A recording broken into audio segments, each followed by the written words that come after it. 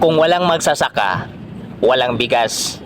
Bigas na kinakain at bigas na bumubuhay sa atin. Kung walang construction worker, walang bahay na masisilungan. Walang gusalit establishmento na mapagtatrabahuan. At walang karsadang madadaanan patungo sa pangaraw-araw nating pangkabuhayan. Pansin nyo ba? Yung mga pinaka-importanting bagay sa ating buhay, ang mga gumagawa nun, sila pa yung madalas na kinukutya, pinagtatawanan, at minamaliit ng karamihan. Ganon katoksik. Ganon kayo magtrato sa kapwa nyo tao, na kung makapanglait kayo, akala nyo kung sino.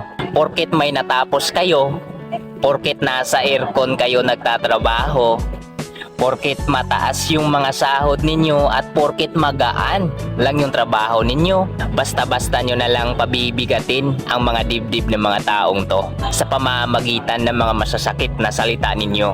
Oo, aminado, madalas sa aming mga magsasaka, mga mahihirap.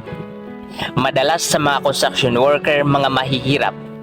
Pero baka sa sobrang taas ng tingin nyo sa mga sarili ninyo, baka hindi nyo napansin na yung mga utang ninyo mataas na rin. Baka hindi nyo namalayan na mas mahirap pa kayo, mas stress pa kayo, mas marami pang galit sa inyo, at mas masalimuot pa yung mga buhay ninyo. Yung mga kinukutya ninyo, baka mas masaya pa yung mga buhay kumpara sa inyo. Pepersonalin ko kayo. Mamili ba kayo ng taong irerespeto? Mga mayayaman at may kapangyarihan lang ba ang deserve nun? Diba deserve yun sa lahat ng tao? Lalo na sa mga taong mas nagsasakripisyo para sa mas nakakarami. Ikaw, na nang mamaliit sa kapwa mo, tanungin mo sarili mo kung anong mga naiambag mo. Baka sa pagbuhay ng sarili mo pa lang, nagpapatulong ka pa sa ibang tao. Palamunin ka. Isa ka lang sa mga nagpapabigat sa ekonomiya. Buti pa nga yung mga construction worker at magsasaka.